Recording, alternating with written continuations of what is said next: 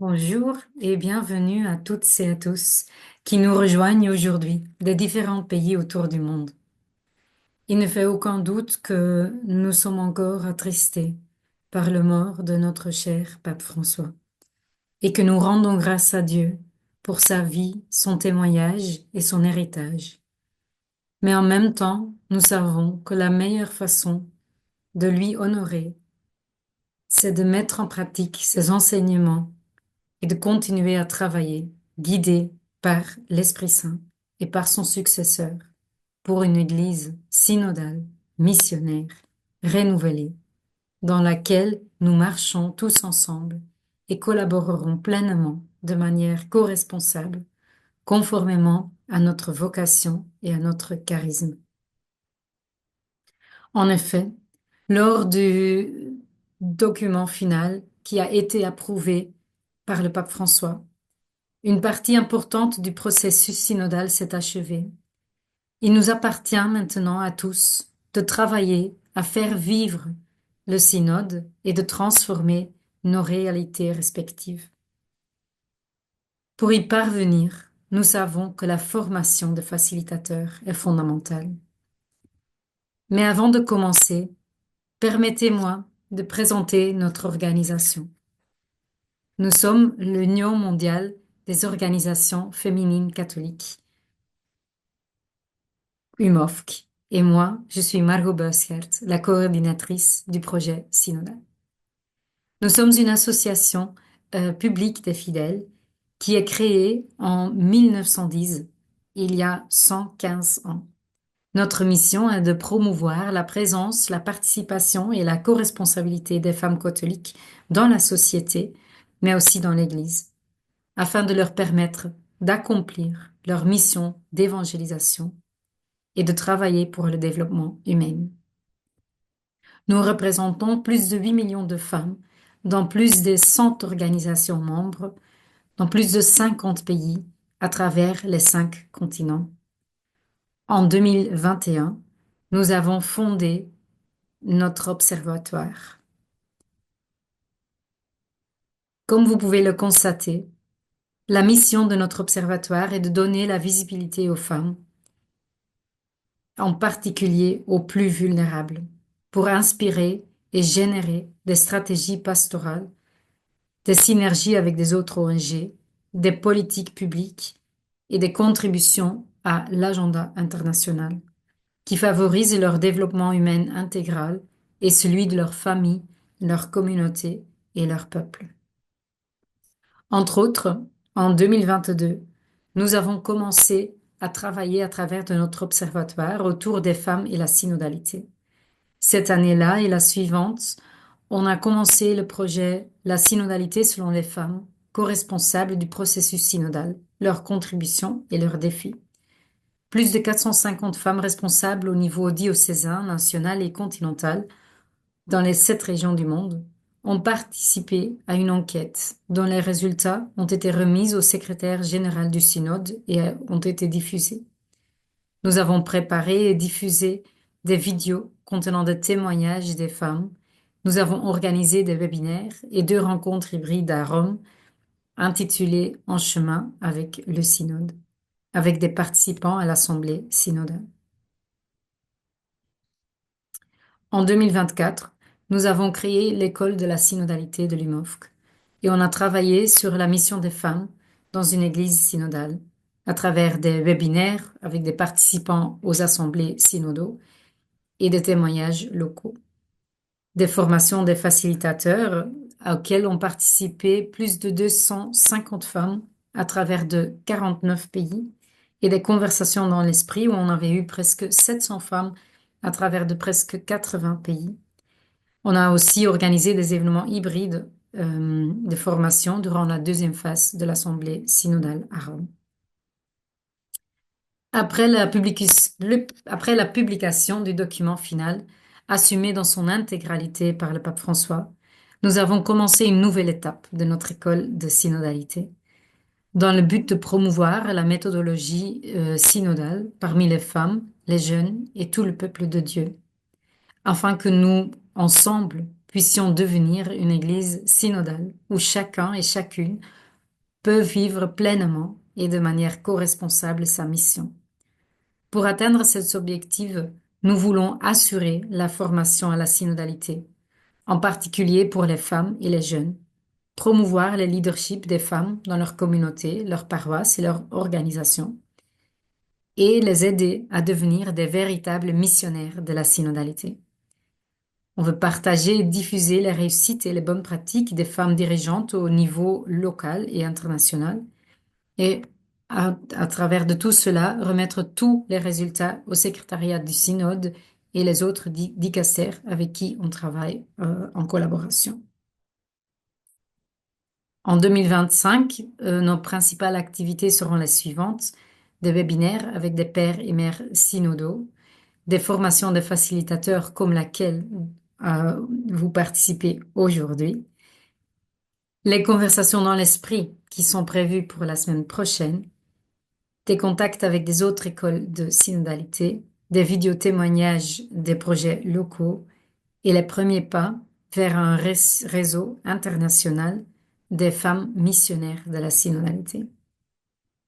Nous avons déjà commencé en février par 3 webinaires au cours duquel les participants au synode ont nous aidé à comprendre un peu plus les parties les plus importantes du document final et comment les impliquer dans notre quotidien. On avait presque 400 participants de 60 pays.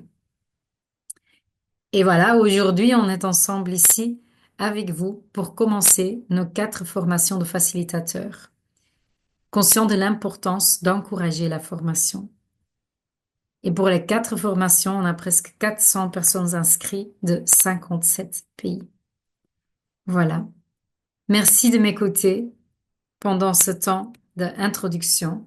Et je vous laisse maintenant entre les bonnes mains de sœur Gudrun Seiss. Gudrun est une sœur de la congrégation La Xavière qui vit de la spiritualité ignatienne. Elle est théologienne et travaille dans le domaine de la pastorale depuis plus de 30 ans.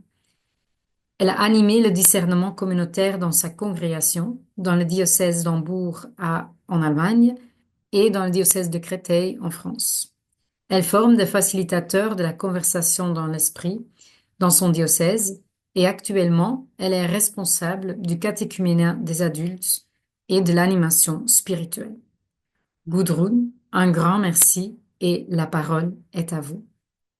Pour moi, à bien À bien saisir, saisir, à bien À juger. bien juger, Je me je fie me à tes fie volontés, à tes volontés. Dieu notre Dieu Père. notre Père, Tu as un projet tu pour as un chacun de projet pour nous. chacun de nous. Tu nous offres Tu un nous avenir offres plein un d'espoir. avenir plein d'espérance. Donne-nous la Donnez-nous sagesse la sagesse de ton esprit, afin que nous puissions afin que voir nous la puissions forme de voir ton la plan dans les dons que tu les nous as dons faits, que tu nous as faits dans les circonstances de dans notre les vie circonstances quotidienne. de notre vie quotidienne. Donne-nous la liberté Donnez-nous de la ton liberté de esprit ton esprit pour te chercher pour de te notre chercher cœur, de tout tout notre notre cœur, cœur et pour pour choisir choisir ta ta volonté par-dessus tout. de tout. Nous faisons Nous cette faisons prière cette pour le prière Christ notre Seigneur. par le Christ, Amen. notre Seigneur. Seigneur. Amen. Amen. Merci. Voilà. Donc, dans le temps que moi, je vais vous présenter, il y a une présentation de la conversation dans l'esprit et de ce que vous allez vivre. Je vous présenterai le rôle du facilitateur. Euh, on va aussi vous présenter comment vous pouvez après mettre par écrit, sous forme de Google Form, ce que vous avez recueilli. Et puis, pour bien vous montrer comment une conversation dans l'esprit peut marcher, il y aura un fishbowl, c'est-à-dire il y a 4 personnes qui vont vivre devant vous une conversation dans l'esprit, et ça vous permettra de bien voir et observer comment ça peut marcher. Après, il y a un temps de questions-réponses, et puis on clôturera. Voilà, très rapidement, ce qui vous attend maintenant.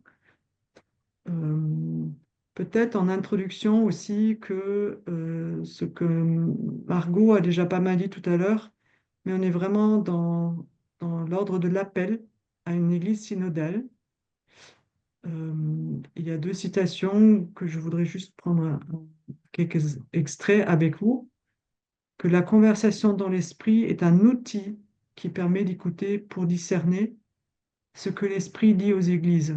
Voilà, c'est un outil, c'est pas magique, mais c'est un outil qui nous permet vraiment d'écouter ensemble l'Esprit Saint et de voir ce qu'il nous dit ensemble. Et converser dans l'esprit signifie vivre l'expérience du partage à la lumière de la foi et de la recherche de la volonté de Dieu, dans laquelle la voix absolument singulière du Saint-Esprit peut être entendue. Donc, ensemble, nous écoutons l'Esprit Saint pour voir ce qu'il nous dit ensemble. Voilà. Et puis aussi, l'outil qui nous permet de nous retrouver là, et qui vous permettra à vous de vous retrouver après, il y a aussi cet appel, toujours dans le document final, que la diffusion de la culture numérique est vraiment une opportunité et que les communautés dont vous doivent offrir une formation, développer une manière synodale d'être Église, et Internet, constitué comme un réseau de connexion, offre de nouvelles opportunités pour mieux vivre la dimension synodale de l'Église. Et personnellement, je suis très heureuse de vivre ça déjà un peu avec vous ici, en francophonie. Probablement, on est dans pas mal de pays dispersés là. Voilà. Euh, alors, cette formation, elle est présentée, elle est offerte, elle est pensée par Robert et son institut. Robert qui est là, mais qui est plutôt anglophone, qui a comme mission vraiment d'insuffler des pratiques de synodalité et de discernement communautaire pour les communautés et les organisations catholiques et de travailler ensemble pour favoriser une compréhension et une expérience plus profonde d'une Église synodale. Voilà, c'est pas nouveau, mais on le développe beaucoup grâce à cette offre-là.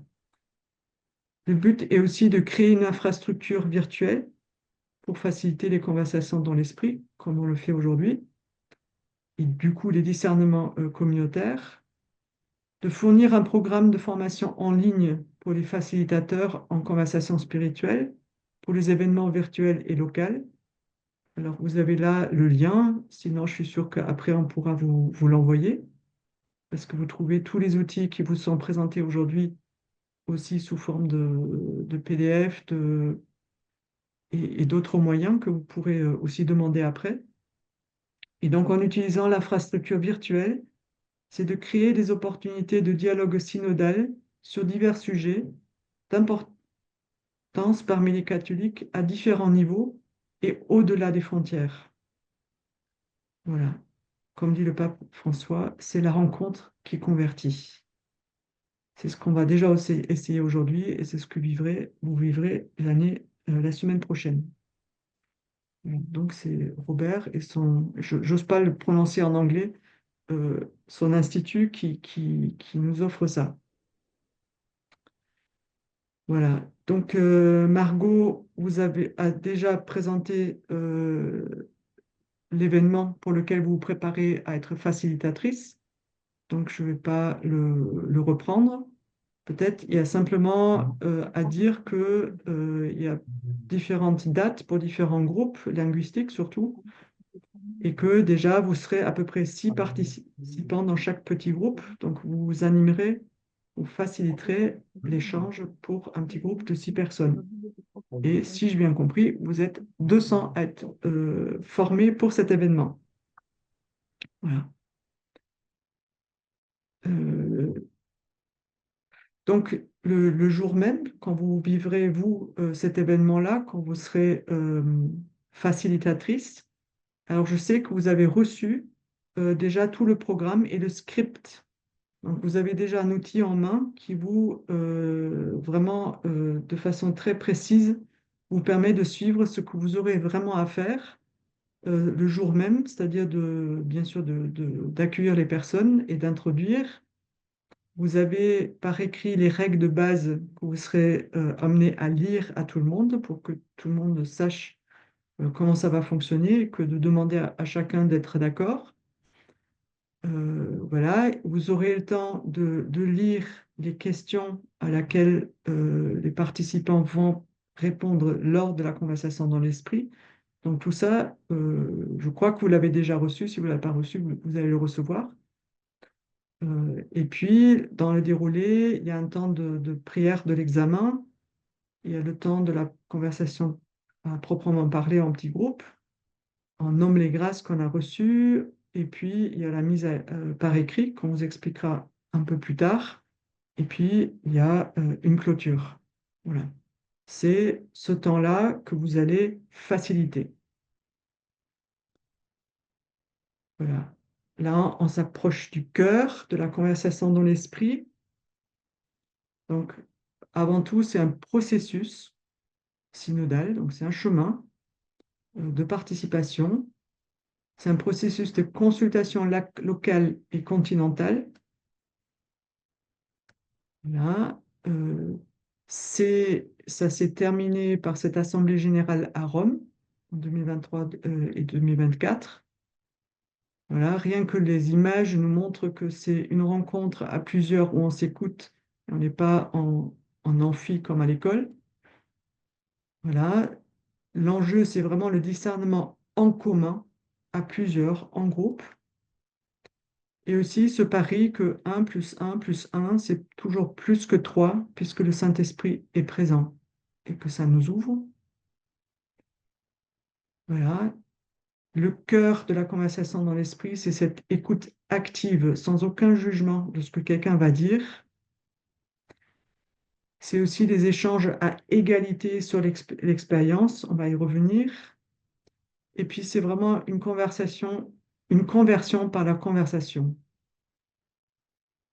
Voilà, c'est vraiment la métanoïa, c'est vraiment la conversion, de changer radicalement la perspective à partir de la conversation de ce qu'on entend des autres. C'est concentrer sur l'expérience personnelle, toujours, mais aussi sur les espoirs et les rêves futurs. Voilà, à partir de l'expérience, on va plus loin. La conversation dans l'esprit à proprement parler a toujours 3 tours d'écoute et de parole. Un premier tour où chaque personne parle. Voilà, c'est à partir de questions qui seront posées, que vous avez déjà. Il y a un silence pour accueillir ce qu'on a entendu au premier tour. Et le deuxième tour, c'est une espèce d'écho où on répond à ce qui résonne en moi à partir de ce que j'ai entendu des autres au premier tour. On y reviendra, c'est vraiment très important. Là aussi, un temps de silence pour accueillir ce qu'on a entendu. Et puis, le troisième tour est qu'est-ce qu'on a entendu ensemble? Où est-ce qu'on est appelé? Qu'est-ce qui converge? Etc. Mais on y reviendra un peu plus tard.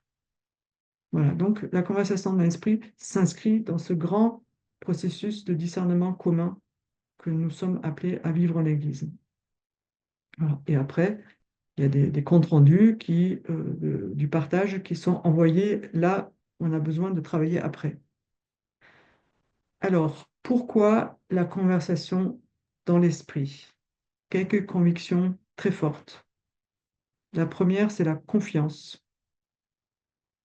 Vraiment avoir confiance en la présence et à l'action de Dieu dans nos cœurs, dans nos vies, dans le groupe et vraiment dans chaque membre du groupe. C'est ensemble que nous entendons quelque chose de l'Esprit Saint. Et ça suppose une très grande confiance. C'est au service de la communion. Donc, le but n'est pas de faire avancer mon point de vue comme on peut faire dans des débats parfois, et encore moins au détriment des autres. C'est pas le plus fort qui parle, mais c'est vraiment un exercice d'écoute ensemble ce que l'Esprit nous dit. Rien que là-dessus, vous pourriez méditer très longtemps. Voilà. Il y a aussi une dimension de réconciliation.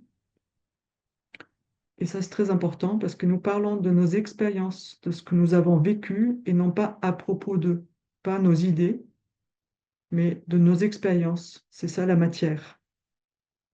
Et cela nous permet d'aller au-delà des opinions personnelles et puis vraiment de créer des liens plus profonds. parce qu'on est dans la relation et on écoute l'autre jusqu'au bout et on est écouté jusqu'au bout. Ça fait des liens, ça réconcilie. C'est aussi une question de justice où vraiment chaque participant bénéficie des mêmes conditions et du même temps. Donc il n'y a pas de hiérarchie dans l'écoute, qu'on soit prêtre, pape, laïc, responsable ou pas responsable, chacun a le même temps de parole et les mêmes conditions pour parler. Ça, c'est très important. Et puis aussi une forme d'inclusion parce que chaque voix compte. Tout le monde est entendu et pris en compte. Et ça rejoint vraiment la confiance qu'on donne aussi sa parole et qu'on est sûr qu'elle n'est pas jugée et qu'elle est accueillie pour ce qu'elle est. Voilà. Ça, c'est quelques attitudes profondes de la conversation dans l'esprit.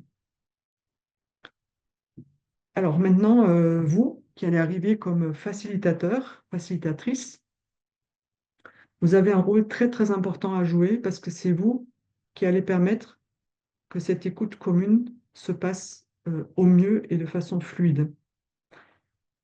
Donc, votre premier travail, c'est de veiller au style propre de cette conversation-là. Donc, pas un débat, mais cette écoute, de créer un espace sûr qui accueille et qui invite à la rencontre de tous ceux qui vont être là.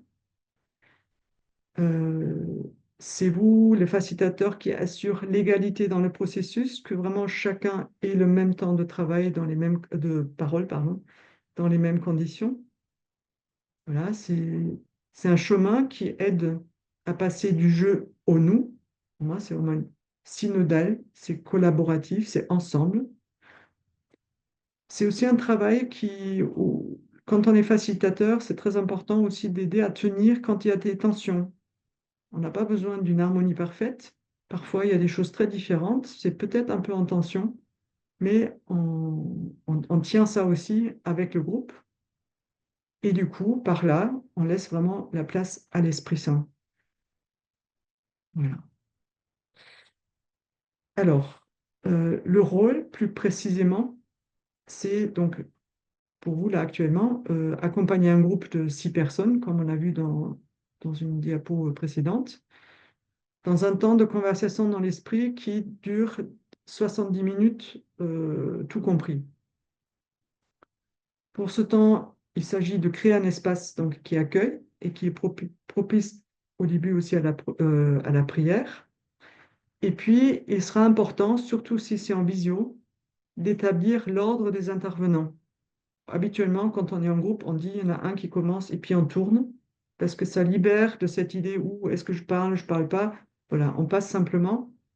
En visio, ça peut être bon de dire les noms, dans quel ordre ça va se passer, comme ça chacun parle quand c'est le moment, et voilà, ça aide beaucoup en général.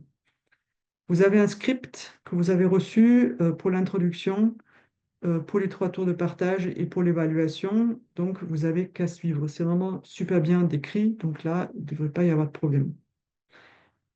Ensuite, c'est le facilitateur qui fait en sorte que la conversation reste sur les rails, si je peux dire, toujours en revenant aux règles de base que vous donnez au début. Et s'il y a quelqu'un qui part de ces règles de base, ben, c'est très bon de le faire revenir aux règles de base.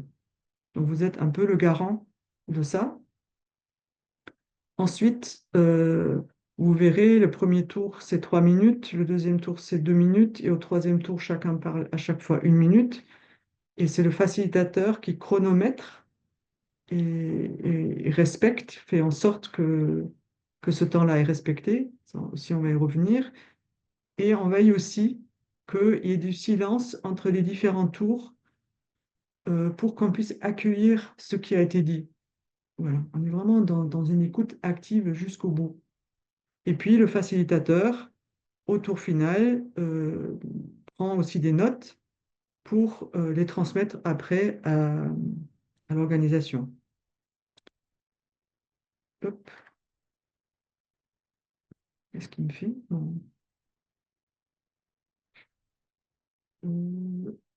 Oui. Alors, dans les règles de base, euh, la conversation dans l'esprit vit du fait que tous les participants parlent. Voilà, on fait un tour et chacun offre sa parole aux autres. Vraiment, tous sont participants. Par contre, une seule personne parle à la fois et les autres écoutent activement avec vraiment une attitude de cœur ouvert de ce que chaque personne partage. Parce qu'encore une fois, on partage une expérience et pas des idées. Pendant ce temps-là, il est important de veiller à ce qu'il n'y ait pas de conversation parallèle, donc il n'y en a pas deux qui parlent à côté, et qu'on ne s'interrompt pas pendant qu'une personne parle. Ce qui est toujours un peu à réfléchir à nouveau, c'est les délais, donc le temps. Quand vous avez au premier tour, par exemple, 3 minutes par personne, il est très bon que le facilitateur, au début, annonce, voilà, vous avez 3 minutes, et à 30 secondes de ces 3 minutes, à la fin, je vous fais un petit signe pour que vous sachiez qu'il vous reste 30 secondes. Et puis, quand vraiment le temps a été coulé, vous faites signe aussi à la personne pour dire, tiens, voilà, les 3 minutes sont passées.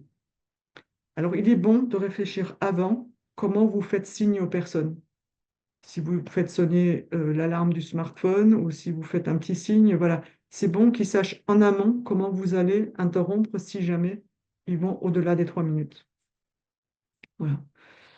Euh, et puis, bien entendu, les conversations dans l'esprit sont confidentielles. Chacun est responsable de ce qu'il partage. Et puis, les autres aussi sont responsables de discrétion et de respect de ce que chacun peut partager. Voilà, je reviens à la même diapo que tout à l'heure. Voilà, donc, encore une fois, vous avez un groupe de 6 personnes. Vous créez un espace sûr et propice pour ce qui est à vivre. Vous avez un script à suivre. Vous restez avec les règles de base, vous les rappelez au besoin, vous chronométrez, vous veillez au silence et vous prenez des notes. Je vous expliquerai un peu plus tard comment.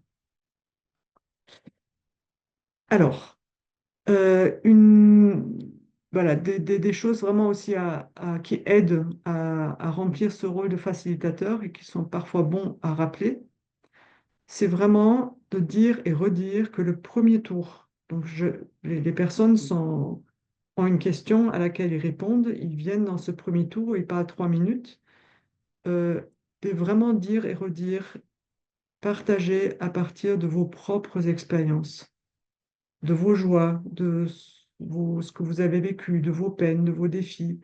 Vraiment, chacun est expert de sa propre expérience et c'est vraiment important de rester au niveau des expériences que j'ai vécues et pas dans un débat d'idées. Pour les tours d'écoute, voilà, c'est vraiment une écoute active et attentive des expériences et des histoires des autres, et de rester dans une attitude où je me laisse toucher par ce que l'autre me partage. Et ce n'est vraiment pas le moment de résoudre des problèmes ou défendre des positions, même si parfois on peut en avoir envie. On est dans l'écoute active jusqu'au bout et sans interrompre. C'est ça qui permet d'avoir une parole libre.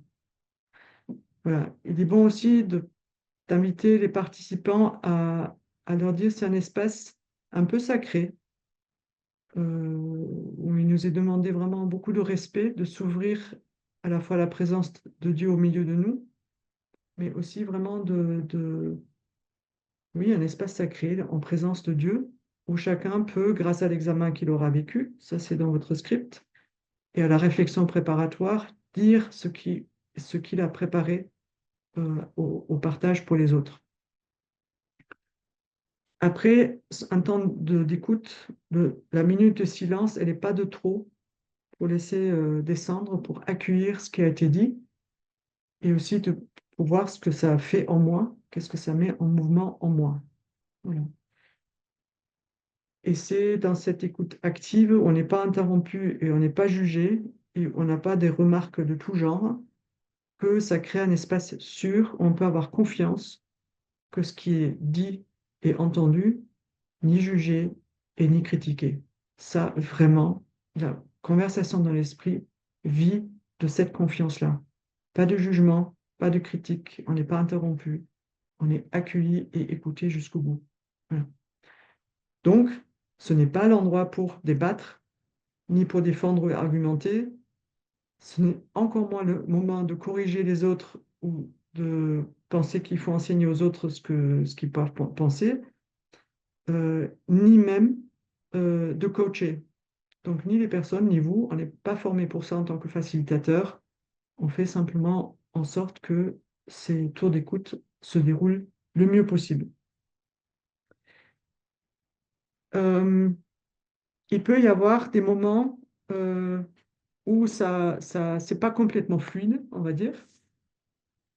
Donc, un certain nombre de situations qui peuvent arriver. Le premier, classique, quelqu'un parle au-delà des 3 minutes. Alors, il y a aussi des gens qui parlent en une seule minute, ça, on peut, hein, on n'est pas obligé d'épuiser les 3 minutes. Mais quand quelqu'un dépasse ce délai-là, il est vraiment important d'avoir dit en amont, voilà comment je vous dis que le temps est écoulé. Et si vraiment quelqu'un continue à parler, eh ben, préparez-vous avant à cette éventualité et réfléchissez avec quelle phrase vous allez lui dire que, voilà, merci, on passe à autre chose, quoi. Comme, merci beaucoup pour ton intervention, maintenant on passe au suivant, parce que tu te rappelles, on avait dit 3 minutes par personne, voilà. Essayez de trouver comment vous ferez si la situation se présente. Voilà. Désolé de t'interrompre. Voilà, vous avez des choses comme ça dans le script et dans les conseils qui vous ont été envoyés. Euh, alors, il arrive aussi parfois que quelqu'un parle et un autre interrompt et a quelque chose à dire. Et là, vraiment, je vous invite à revenir aux règles de base. Merci, mais tu te rappelles, on avait dit qu'on s'écoute sans s'interrompre, mais tu pourras partager plus tard. Voilà. Donc ça peut arriver. Autre chose qui peut arriver, c'est que les gens ne partagent pas une expérience, mais des idées à propos d'eux. Voilà. Donc, bah, si c'est dans les 3 minutes, vous verrez si vous laissez parler jusqu'au bout, mais au troisième tour, quand on voit un peu ce qui converge, etc., au plus tard là, vous pouvez vraiment aussi rappeler, merci, c'est très intéressant, tes idées, c'est important, mais ici, on est dans les règles quand c'est donné, plutôt dans un partage d'expérience. Bon, il se peut aussi que quelqu'un voilà, qui a des émotions très, très fortes, voilà. Alors, notre rôle de facilitateur, c'est pas d'être un mur, mais on peut accueillir une émotion forte et dire, bon voilà, merci de ce que tu partages et de ton histoire, de quelque chose qui visiblement que tu as vécu. Mais comme facilitateur, il est important de pas trop commenter ce que disent les gens et pas leur donner l'impression, oh merci, c'était vraiment très bien ce que tu as dit, et puis le suivant, on dit rien. Donc pour qu'on garde un peu une certaine neutralité par rapport à ce qu'il a dit, mais quand quelqu'un partage vraiment une émotion forte, parfois même les gens peuvent pleurer, de dire merci d'avoir partagé tout ça, et puis on passe au suivant. Alors, si vous avez un intervenant, enfin quelqu'un qui parle et qui est tellement bouleversé que vous sentez que waouh, c'est vraiment difficile pour lui, selon le contexte dans lequel vous êtes, vous pouvez proposer, ben, écoute, là, on va finir les tours, mais est-ce que tu veux qu'on s'en reparle après? Voilà, ouvrir un espace pour après, ou voir de quoi la personne a besoin à ce moment-là. Voilà, mais quand même veiller à ce qu'on puisse continuer dans la conversation, dans l'esprit. Voilà. Et vous avez parfois des personnes qui respectent pas les règles de base, qui interrompent, qui parlent trop longtemps, etc. C'est pour ça que ayez bien en tête ce que vous êtes donné comme règle de base, que vous leur avez proposé au démarrage. Ils ont tous été d'accord. Donc quand quelqu'un part un peu ailleurs, moi en général, je leur dis merci, c'est vraiment bien, c'est intéressant ce que tu dis, mais là, dans le cadre dans lequel nous sommes, voilà, on revient à ce qu'on s'est dit ensemble au départ. Voilà. Mais vous avez un papier dans lequel tout ça, c'est très bien expliqué et qui pourra vous aider si jamais ça arrive. Bon, ça n'arrive pas forcément, mais ça peut. Alors, euh, les personnes et vous, chacun peut prendre des notes si ça l'aide à réfléchir. Il y a des gens qui ont besoin de gratter pour qu'ils puissent retenir ce qui se dit. Et par contre, vous, les facilitateurs, c'est bon de prendre des notes plutôt sur les thèmes et les mouvements, le consensus, les différences, parce que c'est ça qui est demandé à la fin. Donc, quand vous entendez des choses, vous notez vraiment en tant que facilitateur, pas pour vous personnellement, mais pour le groupe. Et puis, vous avez après, je vais partager le deuxième écran tout de suite, vous avez 24 heures pour reprendre vos notes et décrire qu'est-ce qui a convergé dans ce qu'on a entendu sur les questions qui sont posées, ou est-ce qu'il y a peut-être aussi des divergences, et peut-être dans le groupe apparaissent des recommandations, voilà, pour l'organisation. Donc, c'est de cela que vous allez faire un petit rapport, un petit compte-rendu, et ce compte-rendu-là, vous allez le mettre dans un Google Form. Et là, je vais essayer déjà arrêter ce partage-là et essayer en espérant que le deuxième... Ah oui, ça y est. Voilà.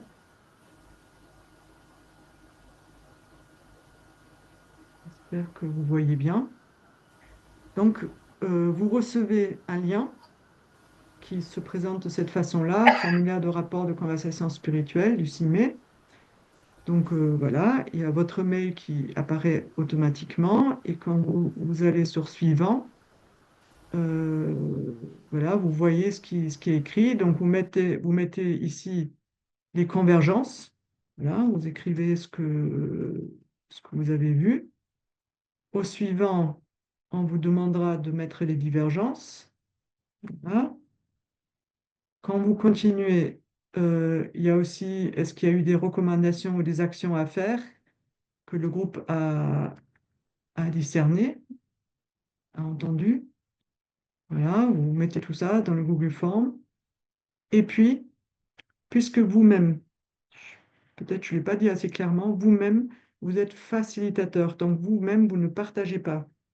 Donc vous n'allez pas répondre aux questions comme tout le monde, vous êtes vraiment au service du groupe. Par contre, dans le Google Form, à ce moment-là, à propos de vous, vous pouvez bien sûr mettre qui vous êtes. Voilà. Oups. Et puis, vous pouvez vous-même mettre des commentaires. Est-ce que vous voulez ajouter vos propres idées et commentaires sur la conversation que vous souhaitez ajouter? Donc, si vraiment vous avez une chose à dire qui vous-même vous est venue en préparant ou avec ces questions-là, c'est l'endroit pour le mettre. Donc, vous avez une possibilité d'apporter aussi votre propre contribution à, à cet endroit-là. Voilà. Après, vous mettez votre mail et puis suivant, et puis c'est envoyé. Voilà. Donc, c'est très facile euh, a, a priori. Donc, je retourne dans l'autre. Là. Donc, ça, c'est ce que vous avez à faire à la fin de l'événement quand vous aurez fini avec le groupe. Je voulais-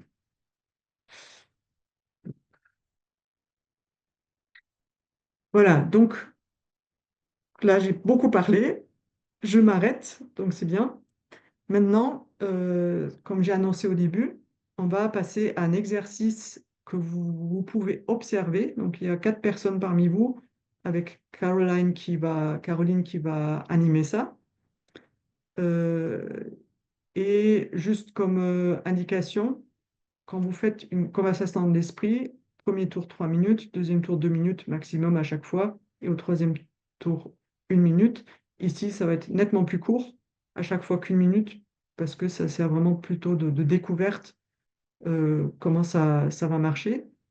Donc voilà, imaginez-vous en tant que facilitateur, qu'est-ce que le facilitateur là vous apprend, peut-être que vous-même, comment vous auriez fait.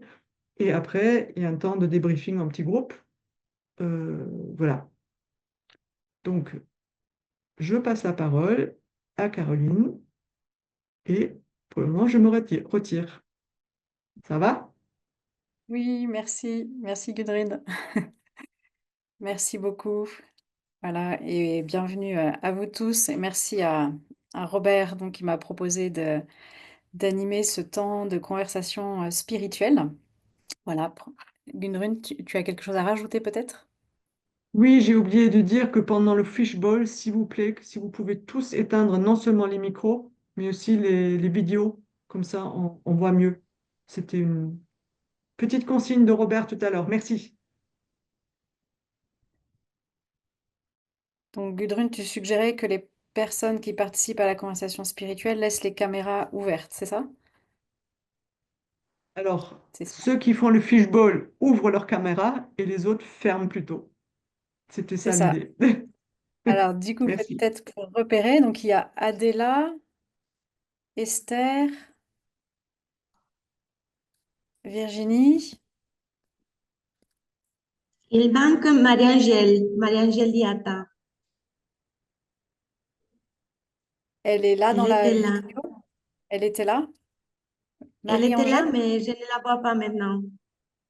Ah, est-ce que Marie-Angèle est là? Et si elle est là, est-ce qu'elle peut Oui, je Elle est suis rajouter? là. là. Je suis là. Très bien. Ah, bah voilà, bonjour Marie-Angèle. Bonjour, Caroline. Voilà.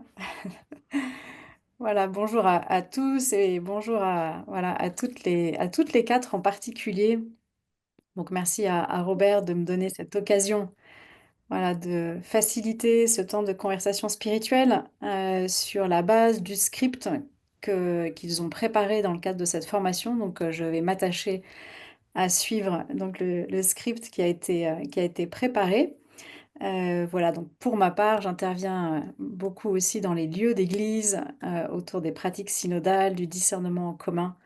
Voilà, et je suis aussi en lien avec Robert par ce réseau du Discerning Leadership à Rome. Voilà, donc en tout cas, j'ai beaucoup de joie d'être là et beaucoup de joie du coup à faciliter ce temps de conversation spirituelle qui va être donc un peu plus court qu'un temps de conversation spirituelle habituel. Mais en tout cas, voilà, bienvenue à toutes les quatre. Euh, Bienvenue dans notre discussion. Et voilà, comme tout à l'heure Gudrun le disait, on va vivre ce temps-là pendant 20 minutes. Voilà, sur les 20 prochaines minutes. Euh, donc chacune aura l'occasion de partager ses expériences. Voilà, on a parlé on part des expériences propres à chacune, avec cette question de l'écoute, voilà, de rentrer aussi dans ce moment de conversation spirituelle avec une écoute large et généreuse. Et puis voilà, s'ouvrir à la présence de Dieu, s'ouvrir à l'écoute de l'Esprit Saint qui est là avec nous pendant ce temps, voilà, pendant ce temps de conversation spirituelle. Et donc, dans ce moment qu'on va vivre ensemble, les temps seront un peu plus raccourcis. Donc, il y aura un premier tour où vous allez disposer chacune de 1 minute pour répondre librement et sans interruption. Voilà, chacune pourra vraiment être accueillie dans ce qu'elle a partagé et écouté jusqu'au bout. Euh, et une fois que chacune aura pris la parole, on prendra à nouveau un temps de silence. Et puis ce sera ensuite, nous vivrons un deuxième tour. Et dans ce deuxième tour, ce sera l'occasion de nommer ce qui vous a interpellé pendant ce premier tour, voilà, pendant cette première écoute. Et à nouveau, vous allez avoir 1 minute de temps de parole pour ce deuxième tour. Et quand chacune aura pris la parole, on va à nouveau prendre un temps de silence, voilà, à la fin de ce deuxième tour. Et puis nous aurons le troisième tour, voilà, le troisième tour de conversation spirituelle. Et ce troisième tour, ce sera l'occasion pour chacune d'exprimer ce que le Saint-Esprit pourrait nous dire à travers cette conversation. Et puis on conclura en réfléchissant ensemble à notre conversation, et puis après, ultérieurement, en présentant notre rapport. Voilà, est-ce que c'est bien clair pour vous, du coup, sur les Oui, oui. processus, les 3 tours, chacune 1 minute de temps de parole, et après, à la fin de chacun des tours, un temps de silence. Voilà, un temps de silence avant de passer au tour suivant. Oui. Hem, donc je vous propose qu'on puisse peut-être démarrer en se présentant chacune, peut-être juste votre prénom et votre lieu de mission, voilà, pour démarrer. Et on peut les prendre par ordre alphabétique déjà, ça nous aidera aussi pour, tout à l'heure organiser la conversation. Donc on peut peut-être démarrer par Adela. Oui, bonjour, je suis Adela González, je suis espagnole, ça se voit par l'accent, et je déroule ma mission ici à Rome. Alors, je suis pleinement dans les moments historiques de l'Église. Merci. À l'UMOF. Mmh. Merci Adela. On continue avec Esther, si on prend par ordre alphabétique. Bonjour, je suis Esther Niaquet. Je fais ma mission au Cameroun. Je suis en contact permanent avec Rome pour le travail de l'UMOF et de l'Observatoire mondial des femmes. Mmh.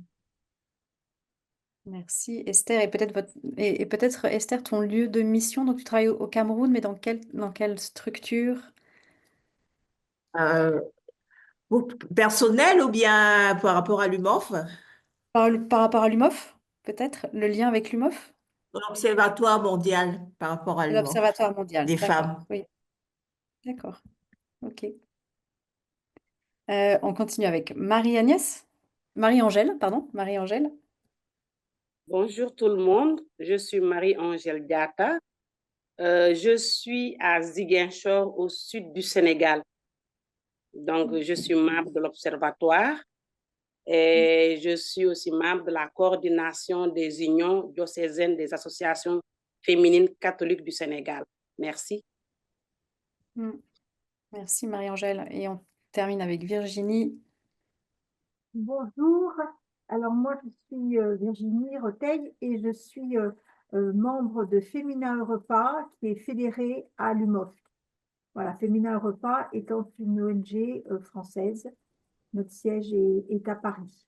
Et moi, j'habite en province, dans le diocèse de Poitiers. Dans le diocèse de Poitiers. Très bien. Eh bien, merci Virginie. Et je suis aussi dans le diocèse de Poitiers. Et on ne se connaît pas. Il va falloir qu'on se rencontre. Donc voilà, merci beaucoup à chacune d'être là. Merci de vous être portée volontaire. J'imagine voilà, quand vous avez proposé d'être volontaire pour ce temps de conversation spirituelle. On va garder en tête cet ordre alphabétique des prénoms, puisque quand on sera dans chacun de nos tours de parole, il y en a une qui peut prendre la parole et après, voilà, c'est comme si on continuait en tour de cercle avec ce même ordre, du coup, Adela, Esther, Marie-Angèle et Virginie. Si c'est Marie-Angèle qui commence, c'est Virginie qui continue, Adela qui prend la suite, Esther. Voilà, on sera dans ce sens-là. Voilà, donc on va rentrer maintenant dans notre premier tour de conversation spirituelle. Vous disposerez donc d'1 minute pour vos temps de parole. Et puis pour vous donner un petit repère de temps, je vous indiquerai les 15 dernières secondes en montrant ce petit papier. Voilà, donc vous savez que vous avez à terminer dans pas trop longtemps votre phrase. Si c'est utile pour vous, n'hésitez pas à prendre quelques notes pendant que les autres parlent, si ça peut vous aider à approfondir votre réflexion. N'hésitez pas. Et puis donc, je voulais donc redonner le thème sur lequel vous avez été incité à réfléchir et à prier en amont de cette conversation spirituelle. Et il y avait 3 questions. La première question, c'était: de quelle manière le processus synodal met-il en valeur vos dons et vos charismes en tant que femme? Voilà, la question des dons et des charismes. La deuxième question, c'est comment les membres ou les structures de votre église locale adhèrent-elles activement à l'appel du pape François à être une église synodale en mission? Et puis la dernière question, c'était de vous demander quelle action ou changement spécifique vous aimeriez proposer et comment vous pourriez y contribuer personnellement. Voilà, c'était sur ces 3 questions qu'on vous proposait de réfléchir et de prier avant qu'on se retrouve. Et je vous propose qu'on prenne juste quelques secondes pour rassembler les pensées et aussi se mettre en présence de l'Esprit Saint, voilà, qui est là avec nous et on cherche à se mettre à son écoute et, et à travers la parole, voilà, de chacune d'entre vous également. Donc voilà, quelques secondes pour rentrer dans ce temps d'intériorité et pour rassembler vos pensées.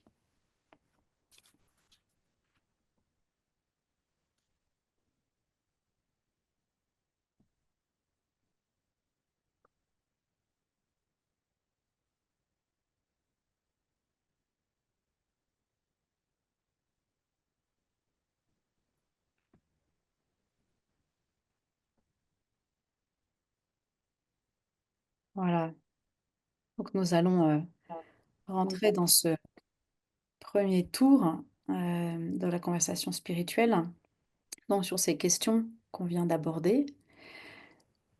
Chacune peut commencer et ensuite on continue dans l'ordre des prénoms.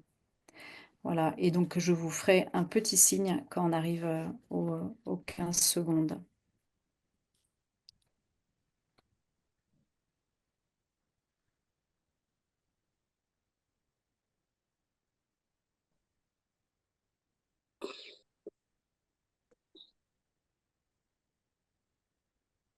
On lève la main. Esther? Ouais. De quelle manière le processus synodal met-il en valeur vos dons et vos charismes en tant que femme? Pour ma part, je pense que c'est parce qu'on donne la parole désormais aux femmes de lire, de proclamer la parole. Pour moi, je trouve que c'est un changement majeur puisque les femmes ont beaucoup négocié pour avoir ces opportunités. Dans certaines églises, on ne permettait pas, mais maintenant, de plus en plus, c'est ouvert.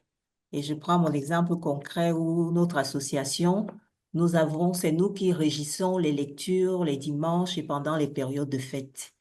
Ça, c'est la grande importance qu'on a donnée aux femmes avec la finalité qui a beaucoup évolué. Merci. Merci. Voilà, c'est très rapide, hein, on est bien conscient. Merci Esther, en tout cas, voilà cette importance de la parole, de proclamer la parole en tant que femme. Donc on continue dans l'ordre alphabétique avec Marie-Angèle. Excusez-moi, pour ma part, je pense que le processus synodal a mis en valeur mes dons et mon charisme grâce à l'écoute. Je ne pense pas qu'avant cette expérience, j'écoutais bien ou j'écoutais tout le monde. Et grâce à ce processus, j'ai beaucoup appris à écouter et à écouter tout le monde avant de discerner. Donc voilà de quelle manière ce processus m'a été vraiment utile. Merci. Les autres questions, peut-être Marie-Angèle, si vous voulez. Oui, alors, comment est-ce que les membres de mon église locale adhèrent activement? J'ai vu un changement. Nous avons eu un nouvel évêque il n'y a pas longtemps et nous avons senti l'engagement de tout le monde, la participation et la convocation de tout le monde à cet événement. Du début à la fin, tout le monde y a participé, jeunes, femmes, hommes. Et quelle action spécifique on pourrait proposer? C'est plus de formation aux femmes, que les femmes soient mieux formées pour qu'elles puissent mieux participer. Et personnellement, je me porterai garante pour participer à cette formation des femmes pour qu'elles puissent mieux gérer les rôles qui leur sont assignés. Merci. Merci Marie-Angèle. Virginie. Bon, je vais continuer, si c'est par eux alphabétique. On reviendra à Adéla après. Alors, pour ce processus synodal, par rapport, certainement, ça m'a permis au sein de mon mouvement, donc Féminin Repas, de mieux, nous travaillions beaucoup en cénacle, et ça nous a permis aussi, comme j'avais déjà fait la formation de facilitatrice, et de l'année dernière, ça nous a permis de mieux parler et de mieux nous entendre et de mieux écouter les autres. Ça, c'est un premier point, là, l'écoute est meilleure. L'écoute est meilleure et puis peut-être aussi pour la dispatcher, c'est certainement positif.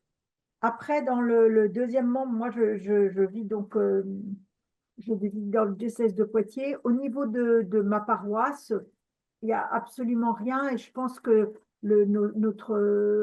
j'avais abordé le sujet avec le curé, non, il n'avait pas envie. Et après, au niveau du diocèse, j'ai pas eu spécialement d'écho. Voilà. Merci Virginie. Oui, de ma part, disons que je suis devenue missionnaire synodale, apportant mes dons à l'école de synodalité de l'UMOF. Et pour moi, c'est très important dans ce moment l'accès des femmes aux responsabilités, au leadership au niveau paroissial, diocésain, national et copial à Rome. Et c'est pour cela que je contribue en faisant prendre conscience de ce qui dit l'article 60 du document final du synode, que c'est « Il n'existe pas de raison d'empêcher les femmes d'assumer des rôles de guide dans les églises. Et ce qui vient de l'Esprit Saint ne peut être arrêté. » C'est un message très important. Et aussi, pour moi, c'est très important la formation. Alors, ma formation sur la leadership, le discernement dans un style synodal. Et aussi, bon, je vais donner aussi ma vie pour aussi partager avec d'autres femmes cette formation. Merci. Merci Adéla.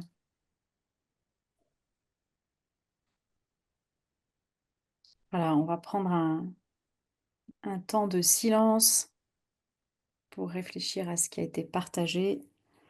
C'est une parole brève pour chacune.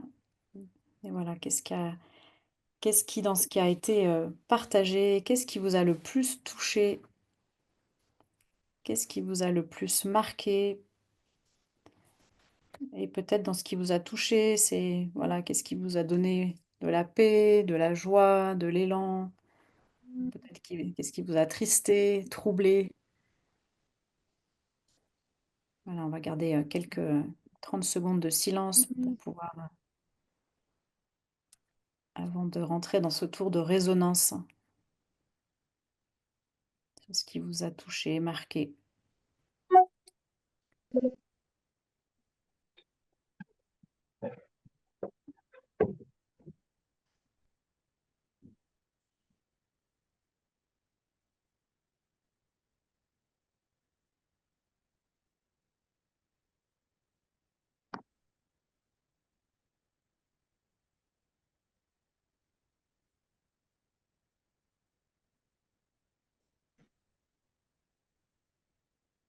Voilà, on va rentrer dans ce deuxième tour de partage. Donc tout le monde peut commencer, chacune d'entre vous. Vous avez à nouveau 1 minute, donc c'est vraiment une invitation à dire l'essentiel de ce que vous voulez partager. Je vous préviens à nouveau quand il y a 15 secondes qui restent. Et donc cette question du deuxième tour, c'est qu'est-ce qui vous a le plus marqué à l'écoute des autres tout à l'heure?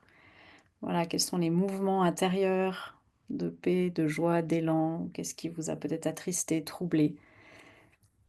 Voilà. Celle qui veut commencer peut commencer. Et ensuite, on continue dans Si vous permettez, moi, je Oui. suis frappée de ce qu'a dit Esther et Marie-Angèle, parce que ce que vous avez dit, Esther, c'est que c'était depuis ce synode que vous aviez le droit de partager les lectures et tout ce qui n'est pas pour nous.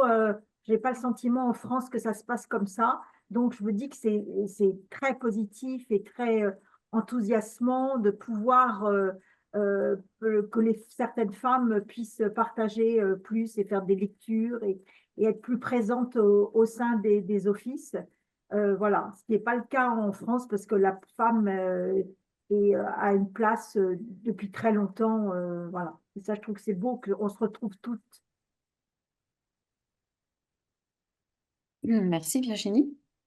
Du coup, on continue comme un tour de cercle et c'est le tour d'Adela. Oui, pour moi, c'est la même chose. Alors, les femmes, on a donné la parole aux femmes. Et ça, c'est historique, vraiment, surtout dans quelques pays. Alors, aussi de Marie-Angèle, la formation des femmes. Et depuis l'école de synodalité, nous pouvons dire que les femmes ont soif de formation, toujours. Alors, ça, c'est très intéressant. Et après, je connais aussi la diocèse de Marie-Angèle. Elles sont très bien engagées et des femmes braves, très fortes. Et quand, à ce que Virginie a partagé, alors elle a dit, oh, je l'ai compris, qu'elle ne trouve pas qu'il y a beaucoup d'écho ou pas d'écho dans les diocèses sur le processus synodal. Et ça, c'est quelque chose qu'on voit partout, même dans nos paroisses en Espagne, que bon, le chemin est très long pour la synodalité.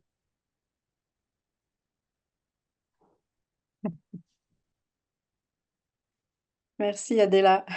J'ai oublié le petit papier des 15 secondes, mais on est bien dans la minute. On continue avec Esther. Oui.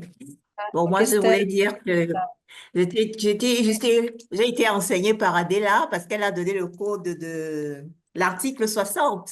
C'est-à-dire maintenant, si on veut promouvoir la valeur de la femme à l'Église, on a un article qu'on va leur présenter. Ça, c'est quelque chose que j'apprends. Je suis pas très rentrée dans les textes. Et aussi, je partage l'avis de Marie-Angèle. C'est vrai, l'école de la synodalité nous a appris l'attention, l'écoute. C'est très important parce qu'on est souvent dispersé quand on travaille, on ne prend pas la peine. Déjà, on ne se dit pas que chacun a le droit d'avoir quelque chose à dire et qui peut être innovant. Donc, on accorde de l'importance à tout le monde. Ça, c'est un grand enseignement aussi.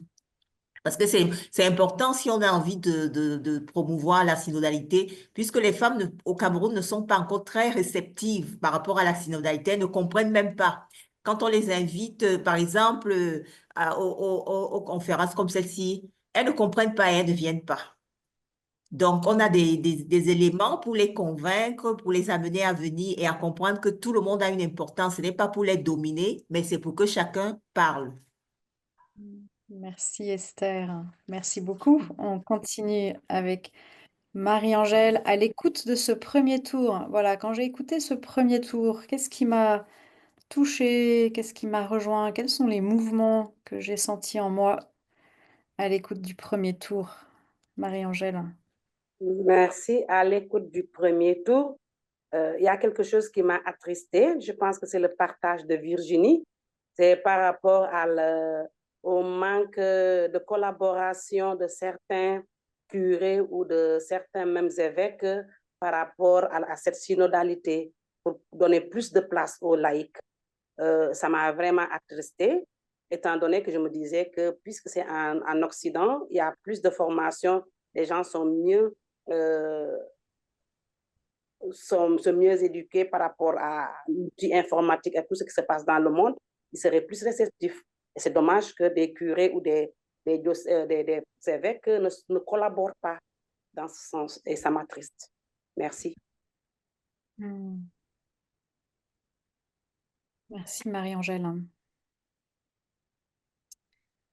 Voilà, on va à nouveau garder un temps de silence avant de rentrer dans ce dernier tour de conversation spirituelle. Voilà, pour réfléchir à ce que vous avez entendu dans les mouvements que vous avez partagés, les mouvements intérieurs que vous avez partagés pendant ce deuxième tour. Et voilà, réfléchir à ce que vous avez entendu, où est-ce que l'esprit est présent, où est-ce qu'il vous pousse à grandir, à réagir, à quoi il vous appelle, voilà, à quoi l'Esprit Saint vous appelle. Et donc quelques secondes de silence avant de rentrer dans le troisième tour.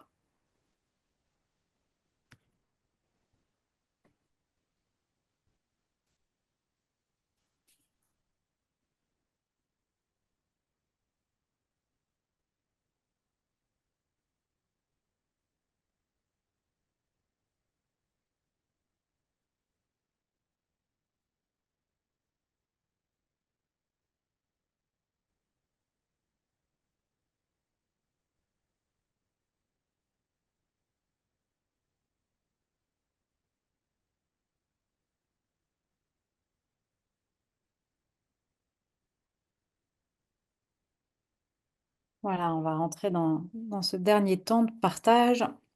Donc vous avez à nouveau 1 minute chacune pour partager le fruit de ce temps de silence. Voilà, et ce temps de silence, il est à l'écoute de l'Esprit Saint. Voilà, qu'est-ce qu'on a entendu ensemble? Qu'est-ce qu'on a entendu? Qu'est-ce qui a convergé? Qu'est-ce qui peut-être a été différent? Voilà, qu'est-ce qu'on a entendu ensemble? Donc, il y en a une qui commence et ensuite on continue toujours dans ce sens alphabétique.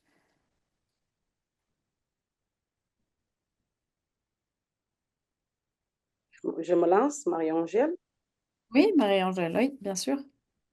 Voilà, après ce temps d'écoute, ce que j'ai vu de convergent, c'est que le chemin de la synodalité n'est pas un chemin facile et il paraît long, il doit être long et nous devons, là où l'esprit me pousse, essayer de demander ensemble la grâce de la persévérance sur ce chemin de la synodalité, car il est long et parsemé parfois d'embûches. Merci. Merci beaucoup, Marie-Angèle. On poursuit avec Virginie, du coup. Alors,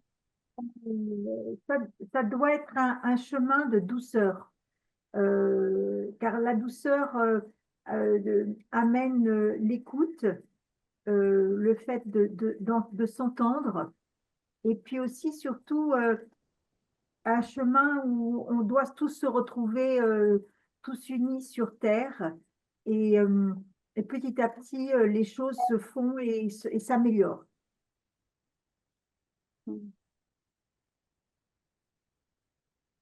Si on peut poursuivre avec Adéla, voilà, qu'est-ce qu'on a entendu ensemble? Qu'est-ce qui a convergé? Qu'est-ce qui était aussi peut-être différent? Oui, alors pour moi, c'est magnifique voir que nous sommes ensemble dans le chemin de la synodalité. On les voit ici, de l'Afrique, de l'Europe, et nous sommes avec d'autres personnes qui sont d'autres pays, et nous sommes ensemble dans le chemin. Et nous, les femmes, nous avons cet enthousiasme, même comme laïques et même des religieuses, que je sais elles sont là pour être vraiment les missionnaires. Alors, c'est à nous maintenant, avec, comme Virginie vient de dire, avec la révolution de Pape François. C'est une grande révolution, la révolution de la tendresse et de la joie. Alors, bon, ça nous donne beaucoup d'espoir. Et chacune de nous, nous avons la responsabilité maintenant d'être missionnaires de la synodalité, notamment dans notre diocèse. Et nous avons beaucoup de travail à faire au niveau des prêtres et des évêques. Mais c'est comme ça la mission. Merci. Merci Adéla. On termine avec Esther pour ce troisième tour. Voilà, où est-ce que... Qu'est-ce Oui, que vous moi, avez entendu je ensemble de note l'Esprit que, Saint? bon, l'Esprit Saint, je pense que ça nous montre que nous, les femmes, nous ne devons pas baisser les bras au niveau de l'Église, parce qu'on a beaucoup de complexes avec les prêtres avec lesquels nous travaillons. Mais la synodalité, comme c'est une école de formation, ça nous donne la possibilité de nous épanouir et de montrer quelles sont nos valeurs et ce que nous pouvons apporter. Donc, la synodalité, pour moi, c'est une grande école. C'est une école qui fait promouvoir nos idées, qui fait valoriser la femme à l'intérieur de l'Église et qui donne la possibilité aux hommes, aux femmes, aux enfants, aux sacerdoces de se mettre ensemble pour avancer. Et c'est la remarque qu'on fait de plus en plus dans nos églises. Les prêtres convoquent les fidèles pour qu'ils participent au projet qu'ils initient. Je pense que c'est une manière pour eux, même comme ils ne comprennent pas encore ce que c'est que la synodalité pour beaucoup, ils le font inconsciemment. Voilà ce que je note. C'est bon. Merci.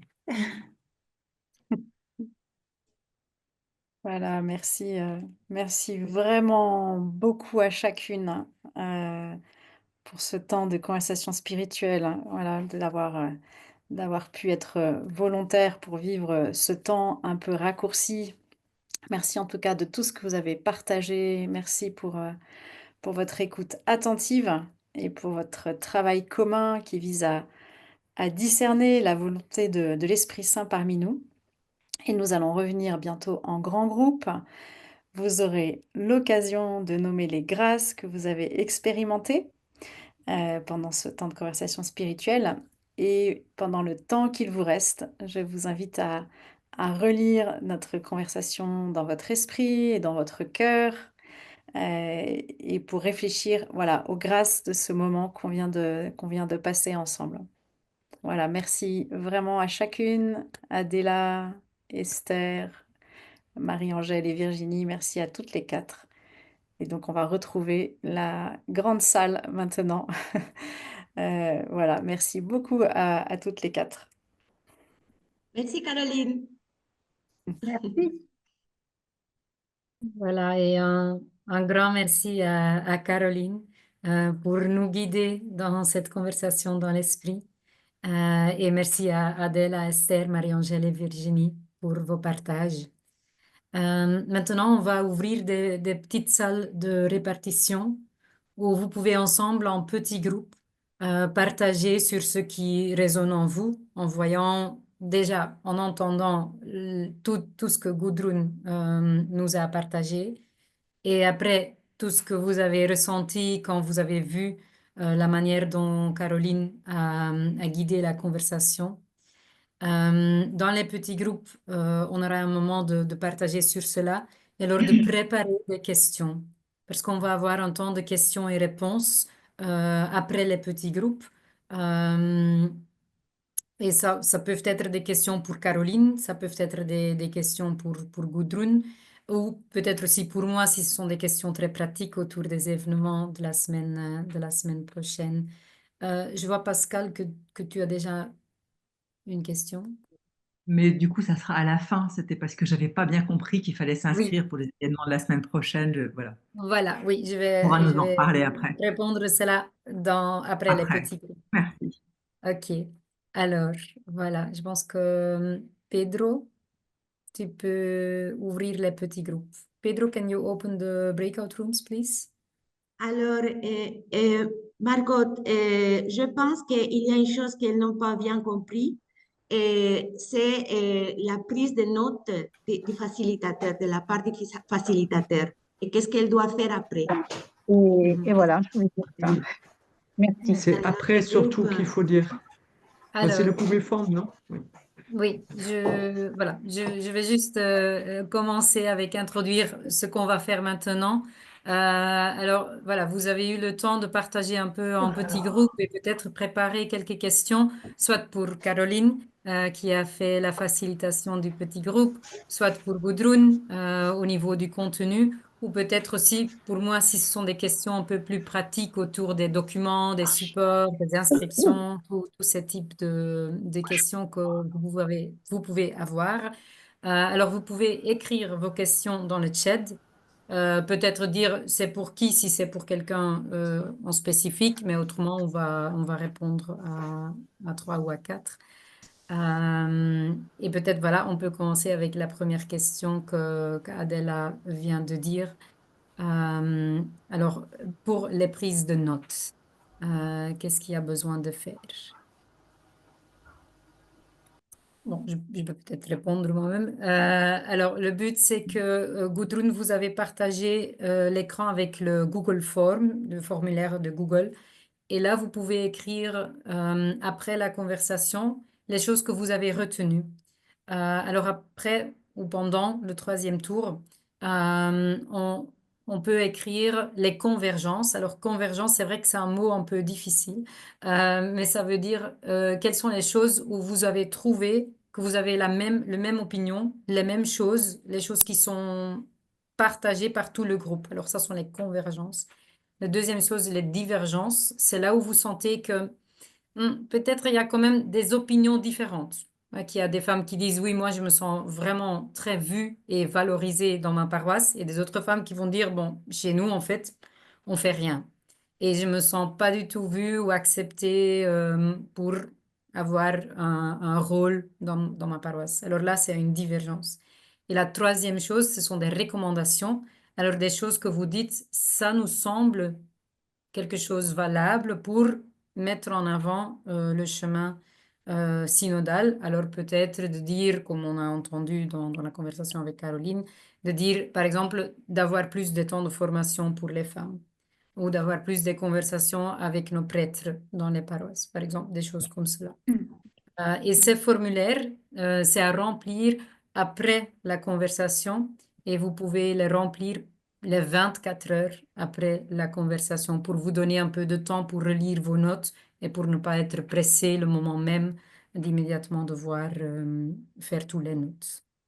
Je ne sais pas si ça c'est une réponse sur la question. Très bien. Alors, un petit peu pour approfondir sur cela. Eh, bon, Yoni de Madagascar, elle nous dit, bon, alors, une fois que la conversation est finie, alors, qu'est-ce qu'il faut faire? Le facilitateur, prendre les notes, remplir les questionnaires, les Google Forms, et comment gérer les divergences. Est-ce qu'il faut gérer les divergences dans les conversations dans l'esprit ou seulement? Oui, non. Alors, il faut juste prendre note des divergences. Euh, Normalement, sauf s'il y a vraiment une discussion qui commencera, mais on espère que non. Et normalement, dans des types de conversations d'esprit comme nous, on organise, ça n'arrive pas très souvent qu'il y a des conflits. Alors, c'est juste à laisser exister aussi les différentes opinions à côté de l'un l'autre. Il ne faut pas essayer de trouver des convergences quand ils n'en ont pas en ce moment. Très bien. Est-ce que les hommes peuvent participer dans nos conversations dans l'esprit ou seulement les femmes, Gudrun? Peut-être, C'est à Margot de répondre. C'est dans oui, ça votre c'est pas cas, trop c'est les femmes. concret sur notre organisation. Alors oui, en effet, les conversations dans l'esprit sont ouvertes à tous, Bien hommes et sûr. femmes. Ouais.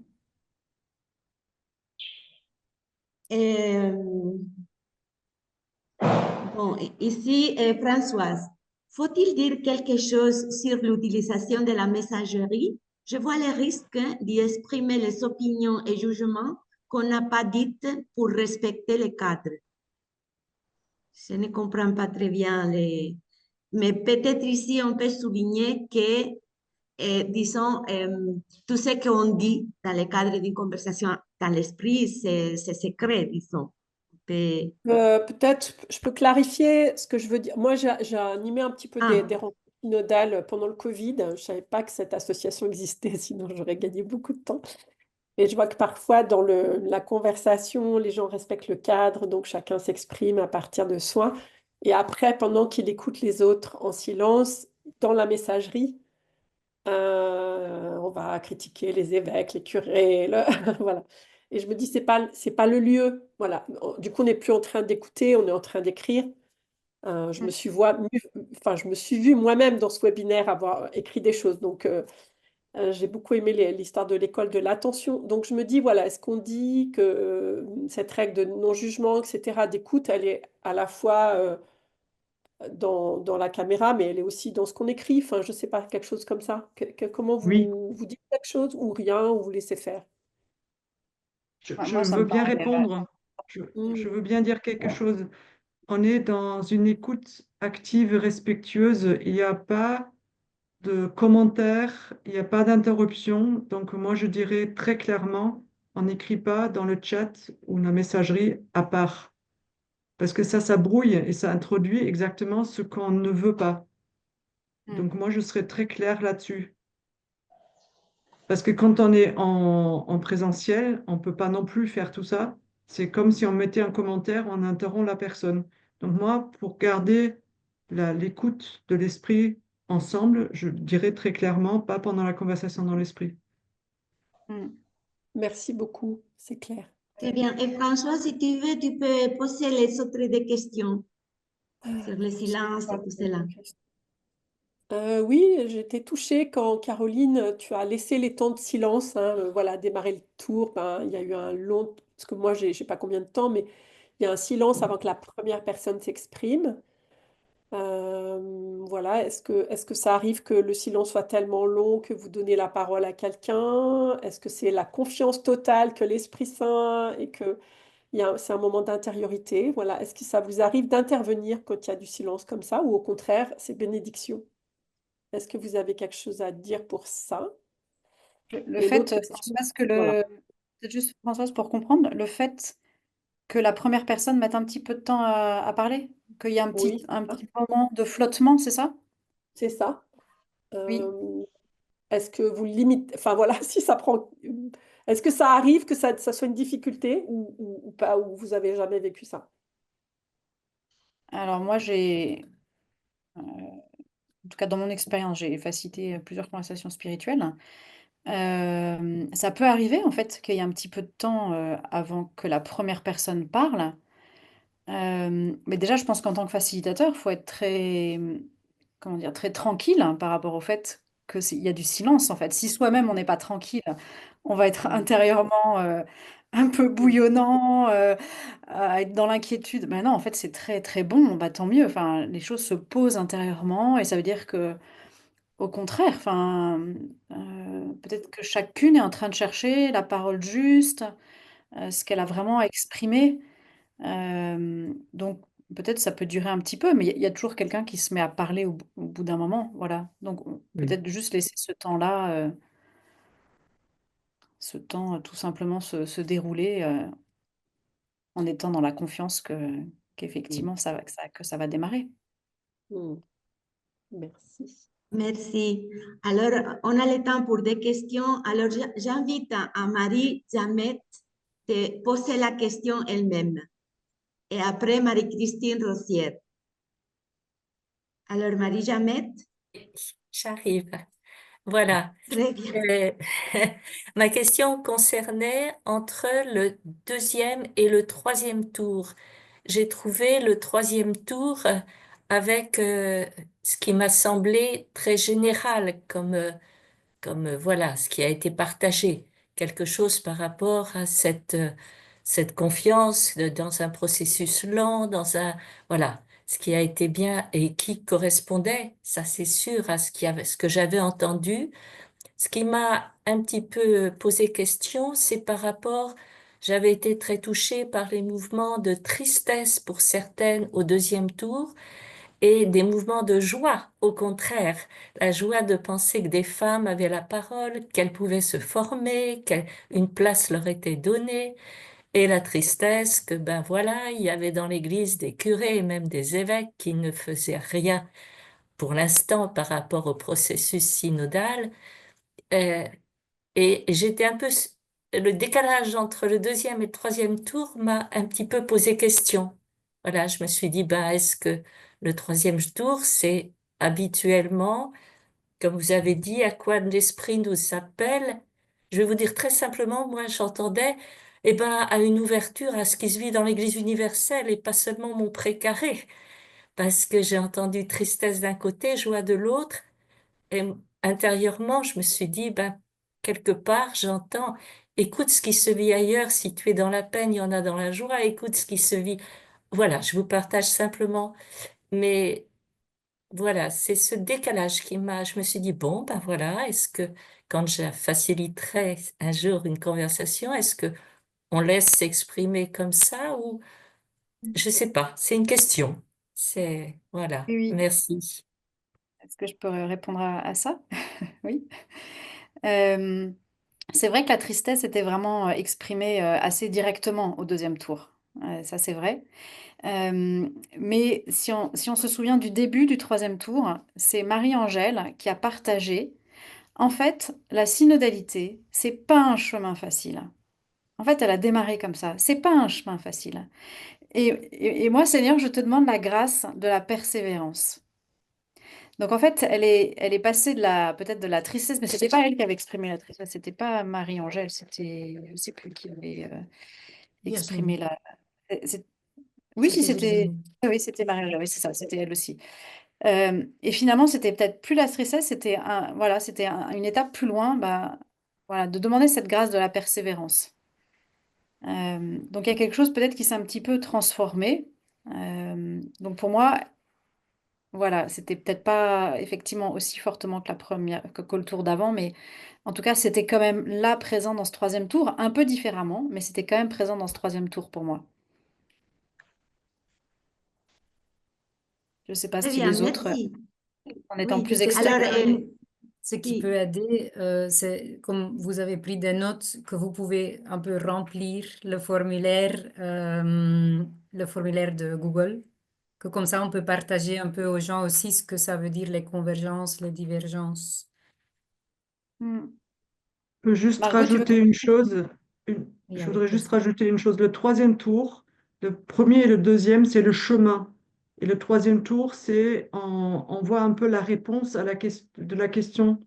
Voilà, on a une question qui nous a été posée et par rapport à la question, on voit les divergences, convergences et recommandations. Donc, c'est pas nier le chemin, même avec les émotions qui sont venues, mais là, on va vers la réponse. Donc, on s'oriente plutôt à la question, au résultat qu'au chemin. Je sais pas si ça aide, mais... Mhm. Hmm, Oui, hmm, et puis, ça dépend aussi un peu du temps qu'on a, parce que là, c'était vraiment très court. hmm. Oui, c'est vrai que Merci. le temps qui était très court, que ça n'aide pas pour être plus concrète. Peut-être je veux aussi Marie-Christine répondre sur Rossière? une petite question que je veux juste répondre, c'est que Caroline, elle a pris du temps au début de faire une petite présentation de tout le monde. Pour les gens qui participeront dans notre événement aussi, on va prendre ce petit moment de présentation parce que bien sûr, on est là ensemble avec des gens qui sont de partout du monde. Alors, c'est quand même agréable de se connaître. Et c'est vrai que c'était peut-être pas écrit dans le script, mais on va faire cela pendant quelques minutes. On ne doit pas se présenter pendant 5 minutes, mais quand même une petite minute pour tout le monde pour se présenter, c'est très agréable. Voilà. J'allais juste Peut-être, poser une question. ah, Ah, pardon. Marie-Christine, J'allais juste poser une question par rapport au rapport qui doit comprendre les points de convergence, des divergences et puis les recommandations. Comme ça concerne les rapports de partage, donc de la conversation de tous les participants, ces participants doivent l'avoir aussi ou bien on l'envoie directement.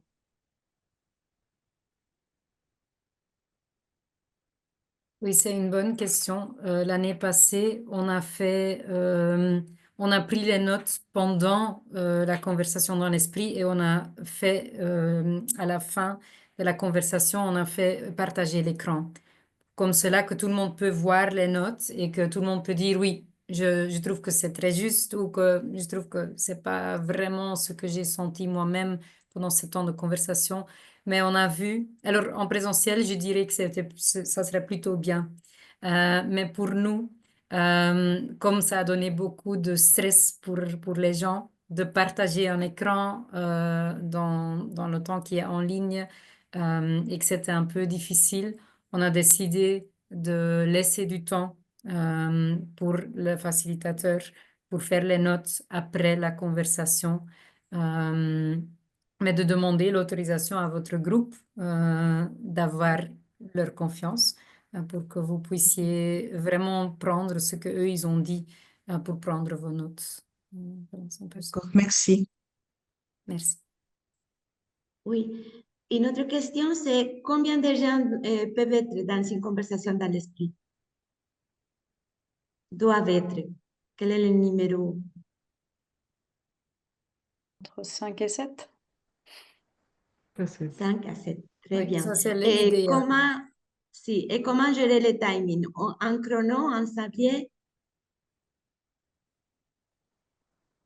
La façon dont chacun est le plus à l'aise. Je crois que c'est ça, il faut prendre les moyens qui sont les plus faciles, hein, parce que c'est que là, il y a la complexité d'être en ligne en plus. Donc, il y a l'écran, il y a la feuille pour noter, il y a le temps. Moi, j'étais sur le téléphone parce que ça me convient, mais ça peut être bien d'avoir un sablier si ça convient aussi. Il faut prendre le bon outil pour soi. Très bien. Alessandra dit, pensez-vous que l'on peut demander à quelqu'un de nous seconder dans la prise de notes?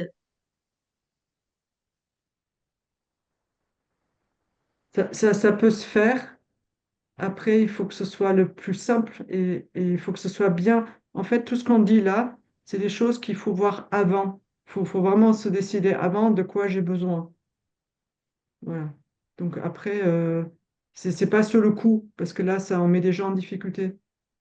Mais quelqu'un qui se sent pas de faire ça tout seul peut dire en amont, ben moi j'ai besoin d'aide. Est-ce qu'une deuxième personne peut m'aider à prendre des notes pour que après je puisse faire mon rapport? Mais là, enfin, ça dépend des personnes. Mais il faut que ce soit clair avant.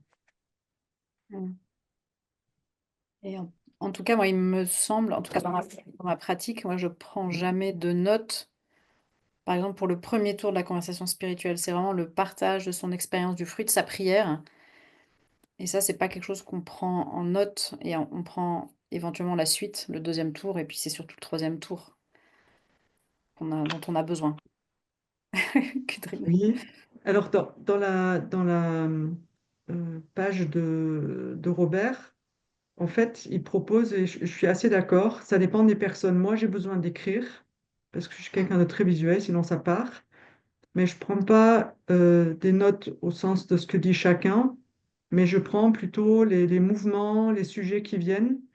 Et par exemple, je note, voilà, trois personnes disent qu'on vont dans un sens, deux autres dans un autre sens. Ça m'aide au troisième tour de voir ce qui converge et ce qui converge pas. Ou parfois même de rappeler au groupe, ah mais il y en a deux qui ont quand même parlé de ça, s'il y en a qui dit personne n'a parlé de ça. Enfin, voilà. Donc ça peut aider, mais je prends pas les minutes ni l'expérience, mais juste les thèmes. Mais voilà. Mais Très la bien, prise de merci. notes pour le rapport, c'est vraiment le troisième tour. Très bien. Sir Albertini Lunga, vous avez une question? Et Oui, après Marie-Christine. je l'avais écrite. Je pense que vous ne l'avez pas vu parce que j'ai vu que vous l'avez sauté. Non, je me suis posé la question parce qu'au début, il y avait trois questions auxquelles les participantes répondaient. Je me demandais est-ce elle devrait répondre à toutes les questions en même temps ou bien des fois ça peut arriver qu'il y a un tour pour les questions. Je ne sais pas, c'est une question qui me vient en tête par rapport au nombre de questions.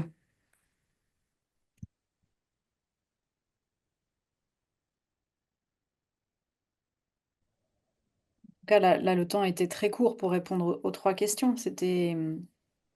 Là, l'exercice le rendait pas vraiment possible, mais dans le temps que vous aurez la prochaine fois, il y aura 3 minutes pour chaque personne au premier tour.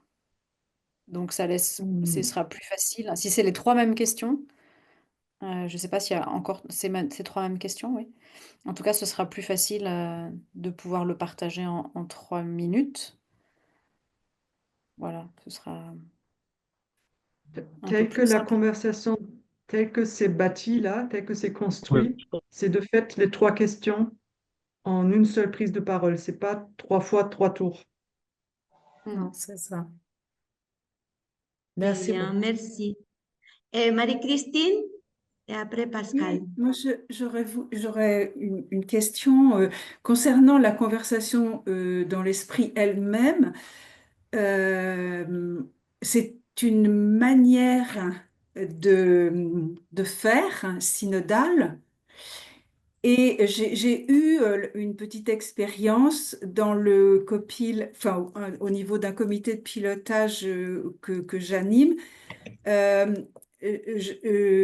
à un moment donné, on m'a dit, mais la conversation dans l'esprit ne s'applique pas toujours, mais uniquement quand on a une décision à prendre. Et donc, je voulais avoir votre avis là-dessus, parce que pour moi, c'était aussi dans une réunion en général, pour que une attitude à avoir, une manière de faire, de manière à ce que chacun puisse s'exprimer, voilà, qu'il n'y ait pas de frustration, etc. Et voilà, et non pas uniquement quand il y a une prise de décision à prendre. Voilà. Mais bon, je voulais avoir votre avis là-dessus. Peut-être C'est Gudrun une longue peut- question et on n'a Oui, pas moi, beaucoup de temps. Mais si Gudrun je peux dire, peut- la conversation dans l'esprit est une manière d'écoute commune de l'esprit. Qu'est-ce qu'on entend ensemble de l'appel de Dieu? Voilà. Et en même temps, c'est une méthode qui permet de s'écouter sans s'interrompre, sans jugement, etc. Donc, il faut bien faire attention, si je peux me permettre, de ne pas utiliser la méthode pour régler des conflits. Voilà. Donc, c'est vraiment une écoute commune. Par contre, si on peut se dire, mais on a un peu de mal à s'écouter, on ne sait pas très bien où on va, est-ce qu'on peut s'écouter une fois ensemble pour voir ce qui en ressort? Oui. Sinon, il faut dire, c'est une méthode, là, on se donne la parole. Ça peut être utilisé comme ça, mais c'est pas fait pour gérer des conflits ou pour un groupe qui a du mal à s'écouter. C'est d'abord une écoute commune de l'esprit. Qu'est-ce qu'il nous dit? Où est-ce qu'il nous appelle aujourd'hui? C'est fait pour ça. Après, vous pouvez faire des adaptations, bien entendu. Mais après, il faut voir comment on appelle les choses, quoi. Voilà. Hmm. Bon, Très merci beaucoup. rapidement. Mais il y a d'autres questions, mais nous devons finir. Alors, je suis désolée, mais je donne la parole à Margot. Euh, oui, Margot, j'avais juste cette Oui, question parce que vous parlez de oui, la semaine prochaine comme d'une évidence qu'on va tous très bien. animer des petits groupes et je me suis pas, j'ai pas réalisé, enfin, j'avais pas de créneau facile et donc vous pouvez en dire plus sur ce que c'est la semaine prochaine? Oui, oui, oui, en effet, c'est ça ce que je vais faire maintenant. Euh, peut-être, Patrice, tu peux mettre le PowerPoint. Patricio, can you share the screen? Yes, merci. Voilà.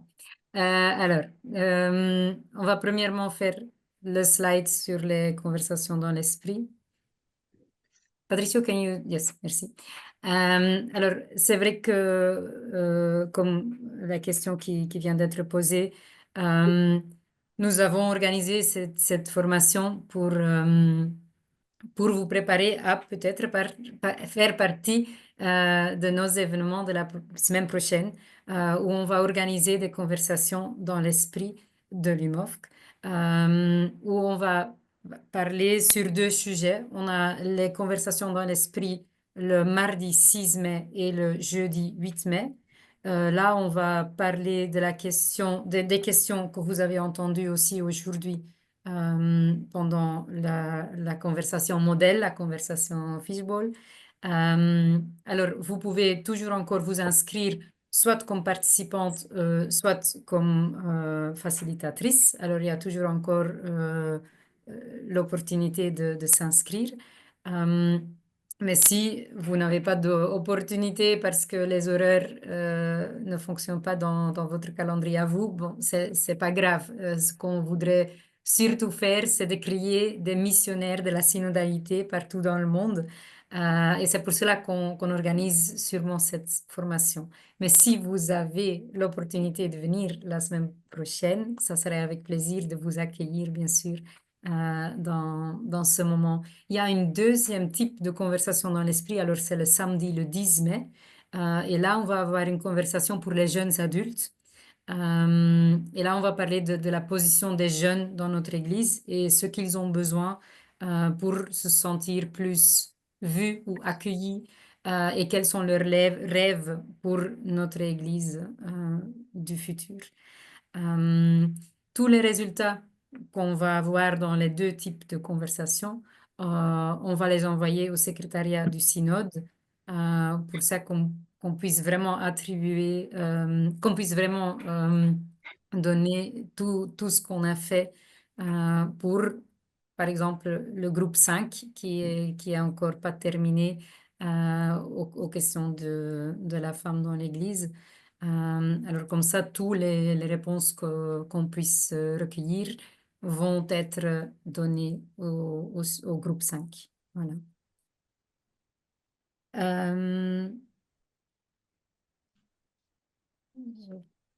Oui, voilà. Merci, Patricia. Avant de... Margot, seulement dire que tout le monde est invité. Alors, on Oui, vous en prie d'envoyer la diffusion à tous vos amis et tout cela, oui, parce que les conversations dans l'esprit, on peut être beaucoup de gens. L'année dernière, on était 300 personnes de partout, parce que ça sera en 3 langues. Alors, vous allez vous joindre les petits groupes par langue. Mais le commencement, on sera tout là de tout le monde, de l'Amérique du Nord, des Philippines, de 80 pays. On était là l'année dernière. Seulement ça. Pardon, Margot.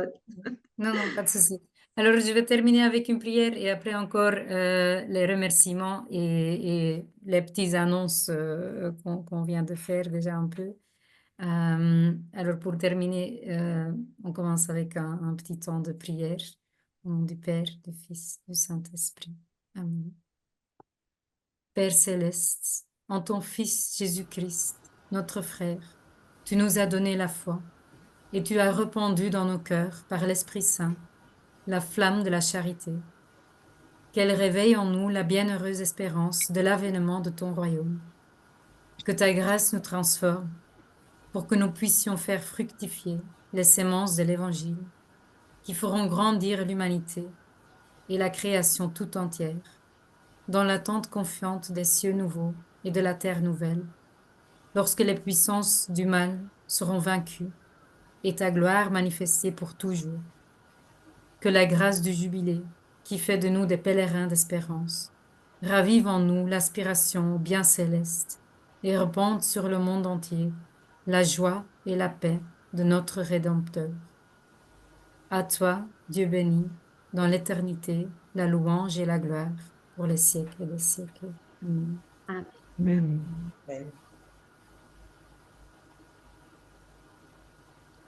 Voilà. Il n'y a que encore à faire les remerciements. Je tiens à remercier Robert Chonière et son équipe d'Ignition Encounter Ministry, Sœur Gudrun pour la présentation de la conversation dans l'esprit et bien sûr aussi Caroline pour être notre facilitatrice aujourd'hui. Merci également à vous tous d'être ici avec nous aujourd'hui. À tous les niveaux, on veut vraiment exprimer notre gratitude et notre appréciation pour vous, pour faire partie de ce processus de réforme dans notre Église. Et je vous invite à le mettre en pratique en espérant la semaine prochaine avec nous, mais aussi surtout dans vos paroisses, dans vos communautés, dans vos groupes, afin que nous puissions vraiment transformer progressivement notre Église. Et on vous demande, avant de partir, de remplir encore une petite enquête avec quelques questions. Que Dieu vous bénisse et vous garde. Et une bonne semaine à vous tous.